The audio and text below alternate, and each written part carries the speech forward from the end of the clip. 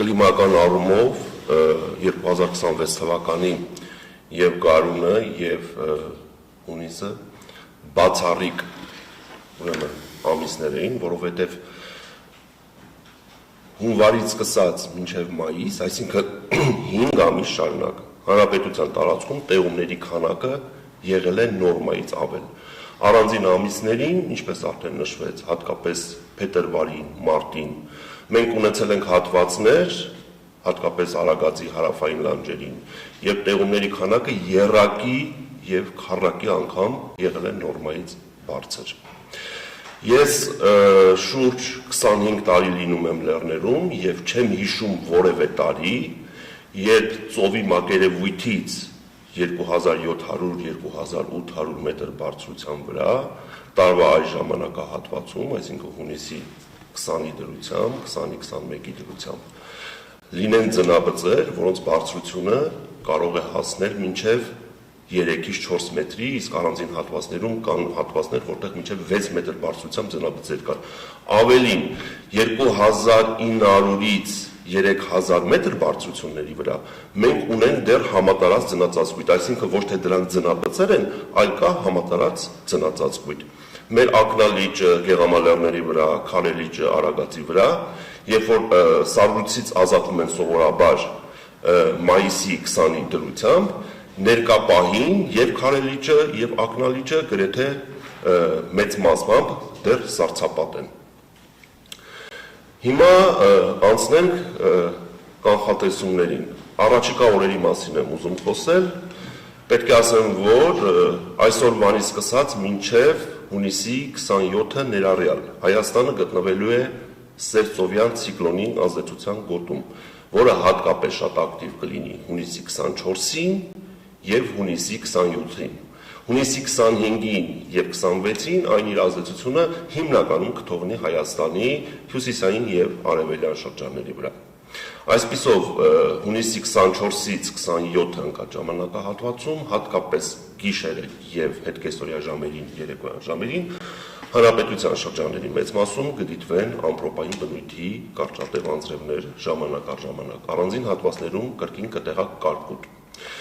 Այս ցիկլոնը իր հետ այսօր հունիսի 24-ի հյուսիս-արևմուտքից սերծովի շրջաններից իր հետ բերել է ցուրտ օդային հոսանքներ եւ այսօր ցերեկային ժամերին երեկվա համեմատ հանրապետության ողջ տարածքում օդի ջերմաստիճանը կնվազի մոտ 4-ից 5 աստիճանով եւ Հայաստանի ամենատակ գոտիներում չի գերազանցի 30 աստիճան, այսինքն ամենատակ գոտիները որոնք են Սյունիքի հովտային գոտի, Տավուշի հովտային գոտի, Արարատյան դաշտ եւ Երևան։ Հունիսի 28-ից սկսած այս ցիկլոնը կկորցնի իր ուժը եւ տեղումները ժամանակավորապես կդադարեն։ Որոշակիորեն կնահանջեն նաեւ ցուրտօդային հոսանքները եւ հունիսի 28-ից 30 ընկած ժամանակահատվածում հանրապետության տարածքում մի փոքր մոտ 2-ից 4 աստիճանով օդի ջերմաստիճանը կբարձրանա։ Հիմա խոսենք հուլիսի կանխատեսումների մասին։ Հուլիսը օդի ամսական միջին ջերմաստիճանը հանրապետության ողջ տարածքում կանխատեսվում է կլիմական նորմայի սահմաններում։ Տեղումների քանակը սպասվում է նորմայից ավել, այսինքն ունենալու ենք ոչ շատ շոգ եւ բավարար տեղումներով հունիս։ Հիմնական ջերմաստիճանները ամսվա ընթացքում հանրապետության լեռնային շրջաններում ցերեկային ժամերին կտատանվեն 24-ից 28, նախալեռնային հատվածներում 30-ից 32, հովտային գոտիներում 32-ից 35 աստիճանի սահմաններում։ Չեն բացառվում առանձին օրեր, հատկապես ամսվա 3-րդ տասնօրյակում, մոտ 1-2 օր, որ օդի ջերմաստիճանը հանրապետության հովտային գոտիներում, դրանք են Արարատյան դաշտ, Սյունիքի հովտային գոտի, Երևան, 1-2 օր ընդամենը տատանվի 38-ից 40 աստիճանի սահմաններում։ Ընդհանուր առմամբ ամսվա մեծ մասը մենք ունենալու ենք հանրապետությունում կոմֆորտային ջերմաստիճան, ինչպես արդեն նշեցի։ Ուզում եմ անդրադառնալ վերջին օրերին, հատկապես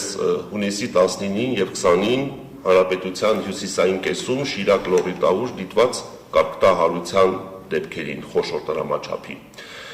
Մի շարք լրատվամիջոցներում տարածվում են լուրեր, որ կիրառվում է կլիմական զենք եւ այլն, մեր հանրապետությունում նման կարգտահարություններ չեն եղել, սա նախադեպ երևույթ է եւ այլն եւ այլն։ Բայց պետք է ասեմ, որ մենք վերջին հատկապես 5-6 տարիների ընթացքում եւ հատկապես Հայաստանի հյուսիսային շրջաններում մայիս-հունիս ամիսներին ունենում ենք նման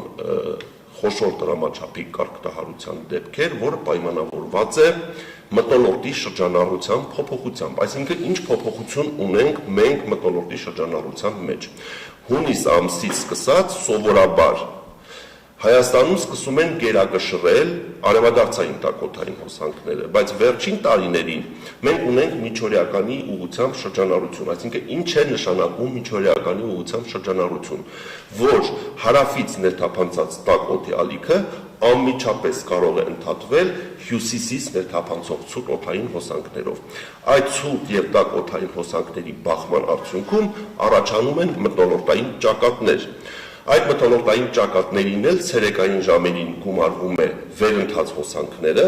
եւ որը բերում է նման գերհզոր կույտանձրևային ամպերի առաջացման, որը իր հետ բերում է խոշոր դրամաչափի կարգուտ։ Նաեւ պետք է ասեմ, որ վերջին 5-6 տարիներին Հանրապետությունում հաճախակի են դարձել պտտահողմերի դեպքերը, որը այդքան էլ բնորոշ չէ մեր կլիմայական պայմաններին եւ մենք վերջին 5-6 տարիներին հանրապետության տարբեր հատվածներում դա կլինի Շիրակ, կլինի Արագածոտն, կլինի Գեղարքունիք, ականատես ենք լինում պտտահողմերի, որոնք ասեմ, որ այդքան էլ թույլ չեն միջին ուժգնության այսքան։ Շնորհակալություն, պարոն Սուրյանյան, այնինչ որ դուք պարզաբանեցիք, թե ինչով են պայմանավորված այս երևույթները, այս գարնանային տեղումն առատ լինելը, նորմայից բարձր տեղումները, այդ դրանք նույնպես կապված են ձեր ասացի հետ։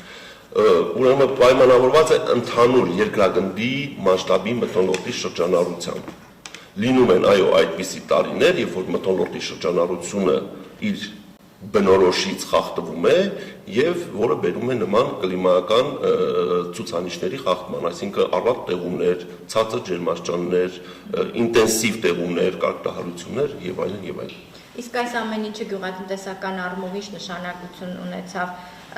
իմացանք օրինակ որ բերքը ավելի ուշ սկսեց հասնել, չգիտեմ, տերևաթափ եղած ծաղիկներին վնաս եղավ։ Տեղումների առումով